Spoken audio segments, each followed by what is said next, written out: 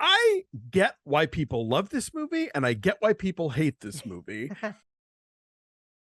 We're back with another installment of our new segment, Is It Great or Were You 8? In which we revisit the films from our childhood and ask ourselves the tough question, is it an excellent movie or just something that we saw very early and then carried with us for the rest of our lives?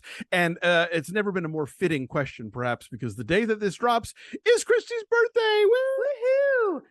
I'm 50 and I am great, but the movie that I chose may not have been, and that is called Xanadu, a place where nobody dared to go. Xanadu. It's a love story about a boy and girl from two very different worlds whom no one can keep apart. When we started doing the Was It Great or Were You 8 thing, this is the first one I wanted to pick from when I was 8, because as a little girl, I loved Olivia Newton-John. She just passed away, sadly, at age 73. So it's a great time to reflect on all the greatness of her here in Xanadu.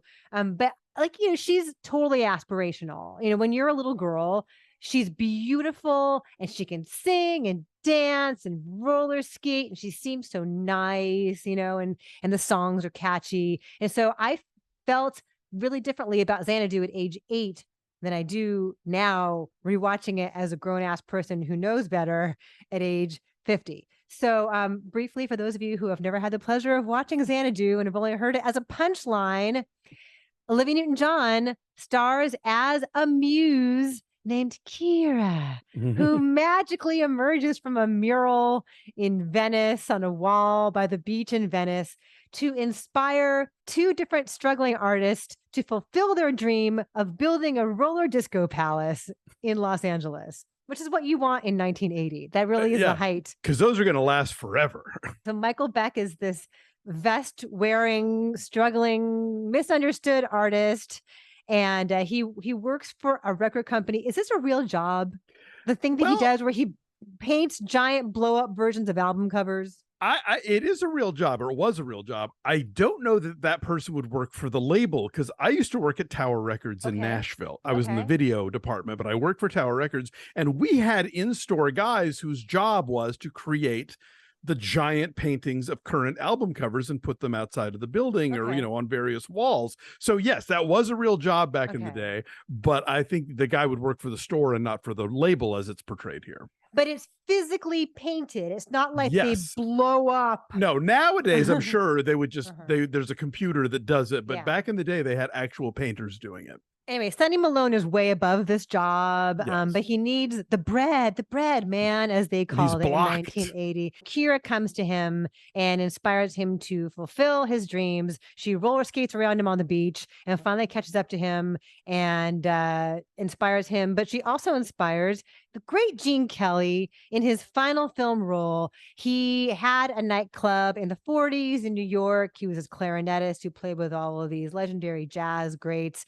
And he and Sonny, Danny and Sonny, get together to build Xanadu, which is this, it was this abandoned auditorium, this Art Deco auditorium that they turn into their pleasure dome. The music comes from Olivia Newton-John and ELO.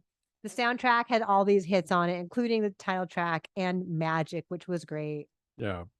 Fun fact, Danny McGuire, the character that Gene Kelly plays, is the name of the character that he played in an old movie called Cover Girl with Rita Hayworth.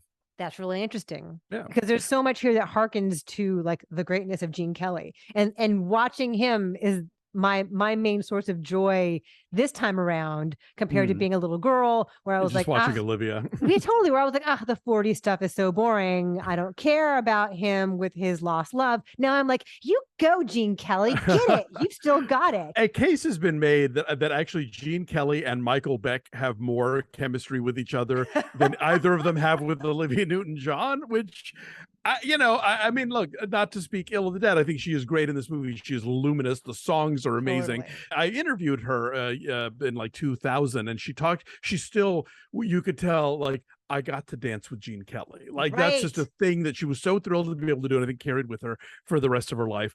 I get why people love this movie, and I get why people hate this movie. And I've just decided that I forgive this movie for the things that do not work, and there are many of them, because it does give me real pleasure when it does. There's a whole number inside of it's supposed to be like it's a recording studio, but it has like movie sets in it. Sure, fine, whatever. For inspiration. Yes, exactly. It's for Suddenly, which is Olivia's duet with Cliff Richards. I love that song. Totally. I love that number. I love how it just totally goes full bore. It's like whichever the number is in Singing in the Rain, where he puts her on the ladder and turns the fans on and the lights, and like it all becomes a sort of fake movie set. It's doing that. Yeah. It's a totally an homage to that scene, but it works, and it is leaning into the artificiality of all of this in a way that I think the rest of the movie sometimes tries to pretend it isn't. This is a great movie to see with like all of your gays. Like there was a sing-along at Outfest one year. It was one of the greatest sing-along screenings I've ever been to. I've never seen the Broadway musical. I have, with Cheyenne Jackson as Sunny Malone. So the late, great AP theater critic, Mike Kuchwara, took me to see Xanadu. Like, he remembered that I loved Xanadu. And when I came back into New York just to visit, he had arranged tickets for us. The sweetest man ever. Nice. And as it was beginning, he leans over to me. He's like, Cheyenne Jackson, the best legs on Broadway. He's in these like little bitty Daisy Duke shorts, and he was so hot. His dolphin shorts. Yeah. Yeah. But that musical exists because people love this movie and love the songs, but also acknowledge that it is ridiculous. And that's kind of an underscoring of the musical, right? That we know this is dumb, but we love it. It's very knowing and very self-aware, because like the actress who plays Kira always says, my name is Kira. And it like magically reverberates. Echoes. Kira. It's very much making fun of it in an affectionate way. Because it is terrible, but also awesome. It's ambitious. It's giant and ambitious, but also cheesy. Some of the songs are fantastic. Some of the numbers, Kenny Ortega choreographed this. Nice. People, Yeah. we gotta mention that. And some of the choreography, the whole thing with like the 40s band and then the tubes, melding and them together. coming together, like it's so well done. The choreography in each song is so distinct, and then watching them get blended and like watching the stages like meld into each other. Again, it feels very old fashioned. Yeah. But also of the now. But also when it isn't being choreographed. I mean, like Olivia sings Suspended in Time in like one continuous shot and barely moves, and it's riveting all the same. So yeah, this is like it's a flawed film, but the flaws somehow like are part of what makes it great. Like Dave has a category of films that he calls So Awful They're Awesome, you know, and I kind of put this there because it is awful, but it's also awesome. The dialogue is awful. Oh yeah. And even some of the numbers are awful, like All Over the World. Yes, come on. No, but you get to see Gene Kelly dancing, and he gets to do his Fiorucci, yes, and it has the obligatory trying on clothes montage. Yes. But like a lot of the mugging of the backup dancers is super squirm inducing. Granted, yes. I'll give you that. But that's a song I love from this soundtrack too. Yeah, the ending that seems to just never end because it folds like 4 other songs into Xanadu, but it's like, fine, yes, just give me all of it. I don't care at this point. It is 80s maximalism. Can we just talk about once Xanadu is finished, right? Once they finally do build the nightclub of their dreams, why is it lighted like a department store? It's so flat and white and harsh. Because it's a musical number. You have to be able to see like the guy on the tightrope and the mimes on the trapeze and the roller skaters and the Xanadu. Like that. Xanadu. You got to be able to see all the roller disco choreography. Yes. I get that, but I'm like, this is not flattering. I basically think of this movie as indefensible and thoroughly enjoyable.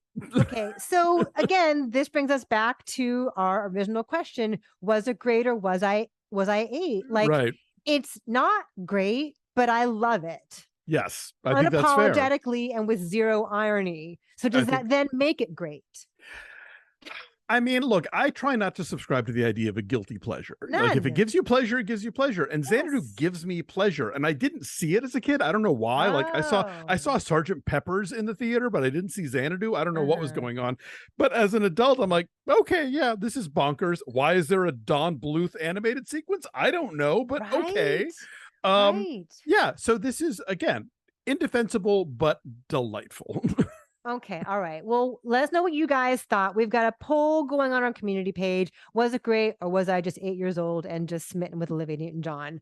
And who could blame me? We love doing these. These have been so much fun. Alonso will pick one next time Yes. from when he was 8, which is like 75, 76, right? Yeah. Yeah. Happy birthday.